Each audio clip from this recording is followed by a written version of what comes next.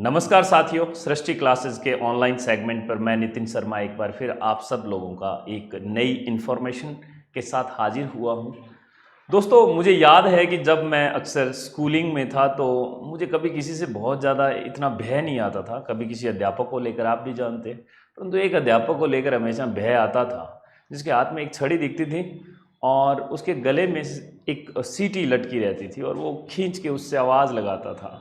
और उस अध्यापक से, उस स्मार्ट साहब से पूछो मत, बहुत डर लगता था, क्योंकि भाई साहब जो वो सुताई करता था वो सुताई कहीं और मिलती नहीं थी। अब कहानी ये है कि उसी सुताई वाले मास्टर साहब की वैकेंसी आने वाली है और जो भी आप लोग देख रहे हैं हमारे इस ऑनलाइन प्लेटफॉर्म पर, आपको आज मैं इसी के बारे में खूब ठीक ढंग से बतियाने वाला हूँ कि आखिर ये भर्ती क्या होती है, कैसे होती है और इसमें क्या क्या सब्जेक्ट्स रहने वाले हैं और आप लोगों का सिलेक्शन का जो रास्ता है वो कैसे तय किया जा सकता है। इसके लिए मैं आपसे ये गुजारिश करूंगा कि अभी तक आप हमारे सृष्टि क्लासेस परिवार का हिस्सा नहीं बने हैं तो इधर वो लाल वाला बटन है, उसे दबाकर आप हमारे परिवार का हिस्सा बन जाइए। और इसी के साथ हम शुरुआत करते हैं किसकी, भाई साहब भर्ती आने वाली है पीटीआई 3rd ग्रेड की। अक्सर काव्याद ऐसी चल रही है 2000 आएगी, ये इसके लिए कभी मैं नंबरों पे जाता नहीं हूँ, परंतु आएगी जरूर। क्यों, आप कहोगे क्यों आएगी मास्टर जी? इसकी वजह ये है इसकी कि जब भी कोई सरकार जाने वाली होती है दोस्तों, तो उससे पहले वो हर एक बेरोजगार तबके को ठीक ढंग से उसे अपने पक्ष में, अपने फेवर में लेने की कोशिश करती है। और होगा क्या कि अगर आप पीटीआई वाले हैं, आप रीट वाले हैं, या आप 2nd ग्रेड वाले हैं, या 1st ग्रेड वाले हैं, तो आपको सरकारें बुलाने की कोशिश करेगी। तो कहीं ऐसे चांसेस बढ़िया वाले नज़र आ रहे हैं कि आप लोगों के लिए भी, फिजिकल जो टीचर होते हैं उनके लिए भी ये आने वाला है। तो हम थोड़ी सी इसके बारे में चर्चा करते हैं दोस्तों। सबसे पहले जो चर्चा है हमारी, ये मैं आपको टेंटेटिव बता रहा हूँ, मतलब सामान्यतः ऐसा होता है। आपको, मुझे ठीक ढंग से ऐसा मुझे लग रहा है कि आपकी स्क्रीन पे समझ आ रहा है। हाँ, तो मैं आपको बता रहा हूं कि इसमें हम थोड़ा सा पैटर्न को समझ लेते हैं। आप जब इस साइड देखोगे तो दोस्तों, ये जो आपको नजर आ रहा है ये है हमारा पेपर फर्स्ट। आपने कहा सर ये बात तो ठीक है, और ये पेपर 2nd है। 2nd में मुझे ऐसा लगता है कि कोई ऐसा बच्चा नहीं होगा जिसको इसके बारे में पता नहीं होगा, फिर भी हम इस पर डिस्कस कर लेंगे। मैं फिर कह रहा हूं वो लाल वाला बटन प्लीज दबा दो आप, है ना। अब हम बात करते हैं विषय की। सबसे पहले देखो दोस्तों, सामान्यतः क्या होता है कि कुल इसके कितने 100 प्रश्न आएंगे। आपने कहा मास्टर जी ठीक है, 2 नंबर का 1 हुआ तो कुल कितना, 200 हुआ। अब हम अगर चर्चा करें इस पेपर फर्स्ट के सब्जेक्ट्स की, तो दोस्तों बड़े गौर से देखोगे, राजस्थान का भूगोल, ऐतिहासिक, सांस्कृतिक और सामान्य ज्ञान, 40 प्रश्न 80 नंबर के। मतलब क्या हुआ कि साहब इसमें दिया गया है कि राजस्थान का ज्योग्राफी पूछा गया। उसमें भी आपके पेट टॉपिक रहते हैं, जैसे एग्रीकल्चर सुपरवाइजर में रहते हैं। आपको बहुत ज्यादा झंझट लेने की जरूरत नहीं है, आसान सवाल पूछे जाते हैं, पेट सिलेबस है, एकदम बिल्कुल उतना सही आएगा, उससे बाहर कुछ नहीं पूछने वाला। दूसरा, कला एवं सांस्कृतिक, ऐतिहासिक भी आपका रहेगा। आगे चल के मैं आपको बताऊंगा जैसे जालोर का या आमेर के कौन कौन से राजवंश भी दिए गए हैं, दिल्ली सल्तनत के साथ जो रिश्ते हैं उनके बारे में भी चर्चा की गई है। इसके साथ साथ राजस्थान की सामयिक घटनाओं के बारे में, यानी कि करंट अफेयर्स, राजस्थान के हर रोज मर के अगर 5 क्वेश्चन बनाए राजस्थान प्रदेश का कोई विद्यार्थी, मुझे नहीं लगता 1 महीने में 150 से ज्यादा प्रश्न बनते होंगे। तो 10 प्रश्न ये आएंगे, ये लगभग हो गए हमारे 20 के आसपास। अब देखो, विश्व और भारत का सामान्य ज्ञान, इस पे हम ठीक ढंग से चर्चा करेंगे। आप वीडियो में बने रहना मेरे साथ। 30 प्रश्न आएंगे और 60 का रहेगा। शैक्षिक मनोविज्ञान, ये 20 प्रश्न आएंगे, 40 का रहेगा। कुल हमने कह दिया साहब ये 100 प्रश्न आएंगे और 200 मार्क्स के रहेंगे। आपने कहा सर थोड़ा सा और आप इसके बारे में डिटेल से बताओ, तो बताते हैं। पहले पेपर 2 का देख लो। आपकी शारीरिक शिक्षा का जो सामान्य ज्ञान है वो सेकेंडरी और सीनियर सेकेंडरी का 30 प्रश्न आएंगे 60 अंकों के। दूसरा देखो, क्रीड़ा शारीरिक शिक्षा का सामान्य ज्ञान, समसामयिक घटनाएं और इसका इतिहास। दोस्तों ये इंपॉर्टेंट पार्ट है। देखो ये अक्सर क्या होता है, आप वाले में अक्सर लोग अभी की घटनाएं जो खेल से जुड़ी हुई है इनको तो वो ठीक ढंग से पढ़ जाते हैं। उनके साथ दिक्कत ये आती है कि वो कई बार क्या होता है कि जो हमारे इतिहास में जितने ओलंपिक जीते गए, जितने सारे खेल हुए, कौन महिला कब प्रथम कैसे रही, इतिहास छोड़ जाते हैं। और कई बार बोर्ड का पता नहीं चलता, वो कहां से कहां उठा लेता है प्रश्नों को। तो 40 अंक का ये हो गया। शारीरिक शिक्षा के सिद्धांत, परिभाषाएं और इतिहास 10 प्रश्न इसके आएंगे। शिक्षा, खेल, मनोविज्ञान, इधर शैक्षिक मनोविज्ञान है, इधर शिक्षा और खेल मनोविज्ञान है, 10 प्रश्नों का। शारीरिक शिक्षा की विधियां, पर्यवेक्षण और उसके संगठन 10 का ये। प्रशिक्षण सिद्धांत और ये विनिश्चय जो है ये 10 प्रश्न आएंगे। मूल शरीर रचना का विज्ञान, यस ये थोड़ा साइंटिफिक मामला आ चुका है इधर। उसकी क्रिया व स्वास्थ्य शिक्षा के बारे में 20 प्रश्न आएंगे। मनोरंजन कैंप व योग के बारे में 20 प्रश्न आएंगे। यानी कहने का मतलब ये है, सामान्यतः मैं बात कर रहा हूं, इस बार नया पैटर्न आ जाए कोई पता नहीं चलता, मैं सामान्यतः इसकी बात कर रहा हूं। 130 प्रश्न आएंगे और 260 अंक के आएंगे। यहां तक ठीक है मामला। अब हम थोड़ा सा और डिटेल में चर्चा करते हैं। ये है हमारे सिलेबस पीटीआई का, और हम इसकी थोड़ी सी बात करते हैं, ठीक है। ये इधर इसमें कुछ बच गया था पीछे, मैं आपको बताता हूं दोस्तों। ये देखो, ये है हमारा आगे का सिलेबस। इसमें हम सबसे पहले हम बात कर रहे हैं, हम इसमें बात कर रहे हैं, अरेंज करने की बात कर रहे हैं, तो हम इसमें थोड़ा सा देख लेते हैं। सबसे पहले देखो, आप राजस्थान के इतिहास की बात करें, कला संस्कृति की बात करें, तो आप लोग क्या देखोगे, आप लोग ये पाओगे कि सर इसमें तो राजस्थान की प्राचीन संस्कृति सभ्यता, यानी ये 4 सभ्यताएं दी हुई है, कालीबंगा, आहड़, गणेश्वर और बैराठ। अब लोग बाग बहुत होते हैं, लगे रहते हैं दूसरे वाली और रटने के लिए, पता चलता नहीं है सिलेबस में लिखा हुआ क्या है। सबसे पहला, एक विद्यार्थी को अच्छी रणनीति के तहत अपने सिलेबस को चिपका लेना चाहिए। अपने दिमाग में, दीवारों पे चिपकाया हुआ काम नहीं आता, अपने दिमाग में रट्टा मार के बैठ जाओ सिलेबस का एक एक पॉइंट। आपको 4 सभ्यताएं रटनी है, चारों रट के परे मारो। अब देखो, 8वीं से 18वीं शताब्दी तक राजस्थान का इतिहास ये कह रहा है, उसमें से भी कुछ देखो क्या कह रहा है। ये गुर्जर प्रतिहार, अजमेर के चौहान, दिल्ली सल्तनत के साथ संबंध, ये बहुत ज्यादा नहीं कर रहा। ये मारवाड़ की बात नहीं कर रहा, मेवाड़, रणथंभौर और जालौर के राजवंश की बात कर रहा। 3 पैट दिए हुए हैं, रट के परे मार। अब देखो अगला, राजस्थान के मुगल, सांगा को दिया, प्रताप को दिया, आमेर का मान सिंह दिया, चंद्रसेन दे दिया, बीकानेर के राय सिंह और मेवाड़ के राज सिंह। बस ये 5-6 राजा हो गए। अब लोग बाग लगे हुए हैं राजवंश को रटने के लिए, सारा रटे जा रहे हैं। उसका क्या फायदा हुआ? कोई फायदा नहीं है भाई साहब। सिलेबस में पेट टू पेट रखो मामला। अगला देखो, राजस्थान में स्वतंत्रता संग्राम का इतिहास, किसान व आदिवासी प्रजामंडल, राजस्थान का एकीकरण। देखो याद रखना, जीवन में दोस्तों मैं आपको एक बहुत पते की बात बता रहा हूं, और वो कौन सी है? वो ये है कि जो राजस्थान का जो आधुनिक इतिहास है, आधुनिक इतिहास, मैं ना प्राचीन की बात कर रहा हूं और ना मैं मध्यकालीन की बात कर रहा हूं। इसमें आप 1857 की क्रांति ले लो, आप इसमें एकीकरण के बाद आप प्रजामंडल पे चले जाओ। प्रजामंडल के बाद अगर मैं कहूं तो जनजाति आंदोलन कर लो, किसान आंदोलन, है ना। अगर मैं इनके बाद अगर कहूं प्रमुख महिलाएं और प्रमुख व्यक्तित्व, ये सारा खेल जो है प्रश्न यहीं से पूछता है दिनस्थ। एक एक टॉपिक से एक एक 2-2 सवाल आएंगे ही आएंगे, और यही यहां पर दिया गया है।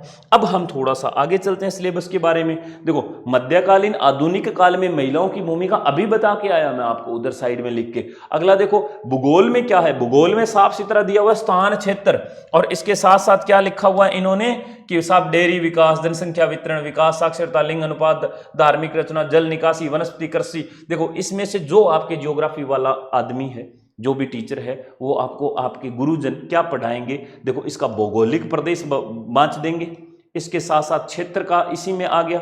जलवायु से एक एक सवाल पक्का पूछा जाता है, उसमें से भी ज्यादा चांसेस रहते हैं कोपेन के नियम के। उसके बाद जनसंख्या वितरण वाला, ये आप एक सवाल पक्का मान लो। इस तरह से हम कह सकते हैं। अब राजस्थान की राज्य व्यवस्था में देखो क्या दिया गया है, राज्यपाल का कार्यकाल दिया हुआ है, सिंपल। मुख्यमंत्री, इनकी भूमिका और कार्य दिया गया, राज्य सचिवालय, मुख्य सचिव, और इसके साथ साथ आपको लोक सेवा आयोग का गठन, है ना, ये आरपीएससी की बात कर रहा है। राज्य मानवाधिकार आयोग का संगठन और भूमिका, राजस्थान में पंचायती राज, 73वां जो संविधान संशोधन था उसी के दौरान आपने सुना होगा ना कि हमारे राजस्थान में पंचायती राज व्यवस्था कहां से शुरू हुई। तो आप लोग बताते हैं कि 2 अक्टूबर 1959 को शुरू हुई थी, नागौर के बगदरी गांव से पंडित जवाहरलाल नेहरू के द्वारा। यही उसी की बात कर रहा है। इस पंचायती राज में राजस्थान की बात कर रहा है संदर्भ में स्पेशल। ये आपको जो भी आपके पॉलिटी वाले गुरुजी हैं वो पढ़ाएंगे। हमारी कोशिश रहेगी ऑनलाइन आपको कुछ अच्छा कंटेंट भी प्रोवाइड करवाएं। कंटिन्यू। अब देखो विषयों के बारे में और चर्चा कर लेते हैं। विश्व वाले मामले में भाई साहब क्या है सीन, इधर इधर आप कहोगे सर थोड़ा सा बता ही दो। भूगोल में महाद्वीप है, महाद्वीप की अगर बात करें तो महाद्वीप में इनके साथ साथ आप बेटा क्या पढ़ोगे, एक पवनें होती है ना, ये आप पढ़ोगे, हवाएं होती है। और जहां पे बात महाद्वीप की आती है वहां पे पवनों की आती है, और एक प्रश्न पवनों से पूछा ही जाता है। दूसरा देखो महासागर और उसकी विशेषताएं, वैश्विक ये देख लो, ये आ गया ना टॉपिक, ये पवन प्रणाली का। तो आपको सिलेक्टेड मैटर उठाना पड़ेगा, जल निकासी कृषि, ये हुआ। अंतरराष्ट्रीय मुद्दों में हमारे अंकित सर हैं, वो करवाते होते हैं IR, जिसको कहते हैं ना इंटरनेशनल रिलेशनशिप। पर्यावरणीय समस्याएं, जैसे पिछले दिनों आपने देखा होगा अमेज़न जंगल में आग लग गई, अब ये पर्यावरण की समस्या है। कौन सा देश कितने सारा ज्यादा जो है डीजल और पेट्रोल फूंक रहा है, उससे पर्यावरण पे क्या इंपैक्ट हो रहा है, पूरे विश्व में क्या इंपैक्ट आ रहा है, वो सब चीजें। और ये आपका कोई एक मास्टर जी होंगे, वो आपको करवाई देंगे। ठीक है, अब हम इसके बाद देखते हैं राज्य व्यवस्था, संविधान निर्माण। बिल्कुल, 9 को हुई पहली मीटिंग, 11 को हुई दूसरी, तीसरी 13 को, कुछ इस तरह से। मेन इंपॉर्टेंट टॉपिक है बेटा विशेषताएं, जो विशेषताएं पढ़ गया वो पूरा इसका हम कह सकते हैं कि साहब ये जो भारत की राज्य व्यवस्था है, ये फंडामेंटल राइट की बात कर रहा है, मूल अधिकार की, ये राज्य के नीति निर्देशक तत्व, राष्ट्रपति और प्रधानमंत्री। अगर इधर राष्ट्रपति और प्रधानमंत्री ठीक ढंग से कर लिया तो इनका बड़ा कोरिलेशन सा है राज्यपाल और मुख्यमंत्री के साथ, तो राजस्थान वाली भी कवर हो जाएगी। भारत की संघीय व्यवस्था और प्रमुख राजनीतिक दल, जब हमारा देश आजाद हुआ उसके बाद जनसंघ आया या भारतीय राष्ट्रीय कांग्रेस थी, आज बीजेपी चल रही है, और इसके साथ साथ आप कहोगे कि सर आजकल आम आदमी पार्टी चल रही है। तो ये सारे के सारे राजनीतिक दल हैं, इनके बारे में थोड़ी सी चर्चा 2-1 पेज की होती है, 3 पेज की होती है। इनका अब कौन है प्रमुख और पहला कौन सा था, कैसे इन पार्टियों का जन्म हुआ, बस हमें इसी पे ही चलना है। आगे अगर हम बात करें तो अब हम थोड़ा सा और देख लेते हैं, इसमें थोड़ी सी चर्चा और करते हैं अर्थव्यवस्था के बारे में और आधुनिक इतिहास के बारे में। तो हमने कहा ठीक है सर चलते हैं। सबसे पहले देखो भारत के आधुनिक इतिहास। अब देखो यहाँ पे इंपॉर्टेंट टॉपिक 1919 और 35 के भारत सरकार अधिनियमों के विशेष संदर्भ में। अभी अभी आपने देखा होगा सेकंड ग्रेड में एक सवाल पूछा गया था कि 1900 जो है ये जो हमारी संविधान सभा है, इसमें सबसे ज़्यादा जो है किसको वो वोट देने का अधिकार प्राप्त था। ये बहुत सारे सवाल थे। दूसरा एक ये था कि किसके पास 1935 के अधिनियम के तहत किसके पास सबसे ज़्यादा शक्ति थी या पावर थी, कुछ इस तरह का सवाल था जो वो उसमें गवर्नर जनरल उसका आंसर आने वाला था। तो उसी की ये चर्चा बतिया रहा है 1919 और 1935 की। अगर हम बात करें इसके अधिनियमों की तो हमारे संविधान में जो आज हमारा मूल संविधान है या वर्तमान संविधान है, इस पर आपसे पूछा जाए सबसे ज़्यादा इम्पैक्ट कौन से अधिनियम का है, तो बेटा वो 1935 का है। अब बात इसी की है, 1919 वाला आ जाता है। अब देखो राष्ट्रीय आंदोलन में गांधी जी का योगदान, एक ये आता है, एक अंबेडकर का योगदान पूछा जाता है। अब देखो थोड़ा सा आगे और चलते हैं। अब हम एक तो ये हो चुका है, अब शैक्षिक मनोविज्ञान पे पहुंच जाते हैं। देखो इसमें मनोविज्ञान में क्या होता है, सीखना नंबर 1 ये टॉपिक है, दूसरा व्यक्तित्व, तीसरा हमारा यहाँ पे क्या दिया हुआ है प्रेरणा का अर्थ, और ये शिक्षा का निहितार्थ जैसे आत्म अवधारणा, दृष्टिकोण, रुचि। जैसे रीट वालों में अक्सर क्या होता है कि एक तो ये इसका सीखने का मतलब अधिगम की बात कर रहा है, ये है ना, लर्निंग जिसको कहते हैं, सीखना इसका अर्थ और इसके प्रकार हो गए जितने, तो अधिगम, व्यक्तित्व और बुद्धि, ये 3 टॉपिक जिसको ठीक ढंग से आते हैं ये सवाल गलत होंगे ही नहीं। अच्छा, इसके साथ माध्यमिक वरिष्ठ माध्यमिक मानकों की शारीरिक शिक्षा, अब वो आप वाला सारा सिस्टम आ चुका है जिसमें आपको बताने की जरूरत नहीं है। आप लोग हमारे टेलीग्राम नीचे डिस्क्रिप्शन में जो लिंक दिया गया है, ये PDF उधर मिल जाएगी बेटा, उसको वहां पर आपको ठीक ढंग से सारी चीजें समझ आ जाएगी। मैंने आपको फर्स्ट पेपर की ठीक ढंग से जानकारी दे दी है। अब हम मुद्दे की बात पे चलते हैं कि आखिरकार ये वैकेंसी कब आएगी। ऐसे भी बहुत सारे सवाल होते हैं। देखो ये जाती हुई सरकारें हैं, वैकेंसी तो आती है, फरमान जारी कर देगी कि ये ऐसे अब आ जाएगी। देखो जीवन में याद रखना कि आप तो PTI के लोग हैं तो आप जानते हैं कि 3 दिन बाद में रेस होने वाली है साहब। क्या आप अपने विद्यार्थियों को या आपने खुद अपने जीवन में 3 दिन पहले रेस की प्रैक्टिस स्टार्ट की थी? क्या उसको सफलता हासिल हो जाएगी? कभी नहीं होने वाली वो सफलता हासिल। क्यों नहीं होने वाली? क्योंकि सब कहते हैं कि जब किसी इंसान की मेहनत होती है ना, मेहनत, वो हार्डवर्क होता है, उसका कोई भी शॉर्टकट नहीं होता।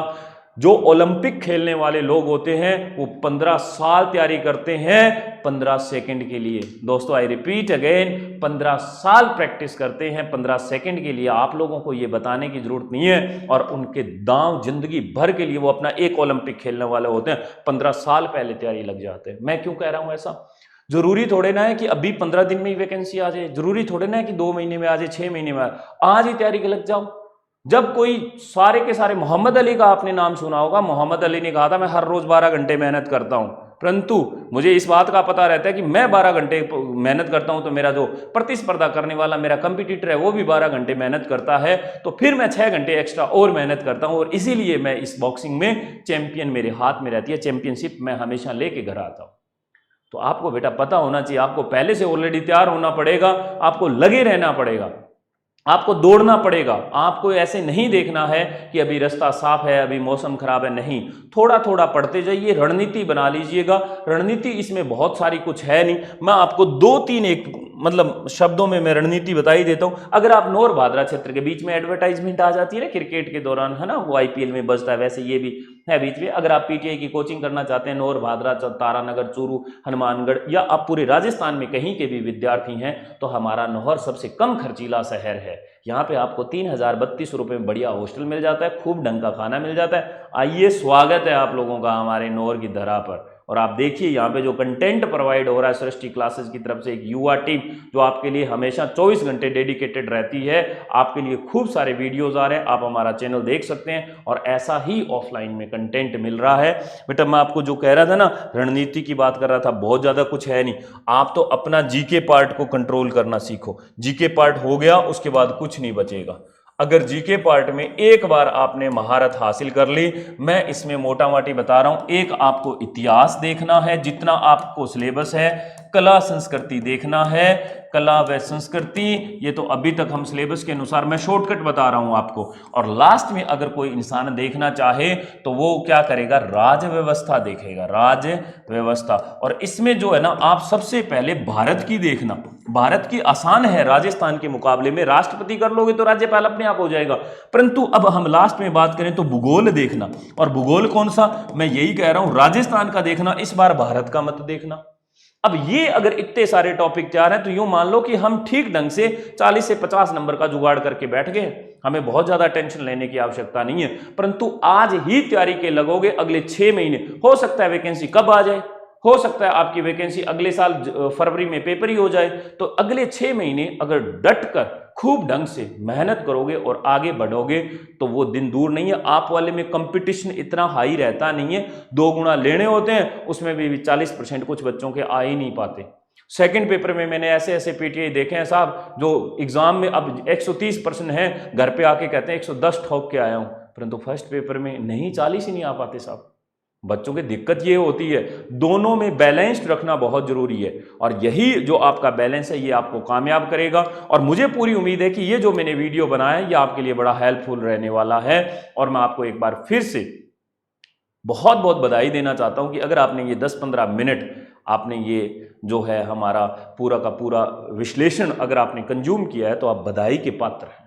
आप अब तक टिके रहे हैं, इसका मतलब आप जीवन में पीटीआई लगने के लिए बिल्कुल तैयार है, आपके अंदर वो पौधा उग चुका है, अब उस पौधे को सींचने की जरूरत है। और आप आज से ही शाम को भले ही किताब उठा लो और 2 पेज पढ़ लो, आपकी यात्रा शुरू हो चुकी है। क्योंकि ये वीडियो पूरा वही देख पाएगा जिसमें दम होगा, बाकी वो निकल जाएगा, क्योंकि हिम्मत नहीं होती ना साहब अच्छा कंटेंट कंज्यूम करने की। इसलिए कह रहा हूं दोस्तों, आप हमारे सृष्टि क्लासेस को सब्सक्राइब जरूर करना, और ऐसे ही हमारे नेक्स्ट वीडियो के लिए आप बने रहना। जैसे ही कोई विज्ञप्ति आएगी पीटीआई के हिसाब से, उसी हिसाब से हम आपको ऐसे कंटेंट प्रोवाइड करवाते रहेंगे। बहुत बहुत शुक्रिया, बहुत बहुत धन्यवाद। रोक दीजिए सर।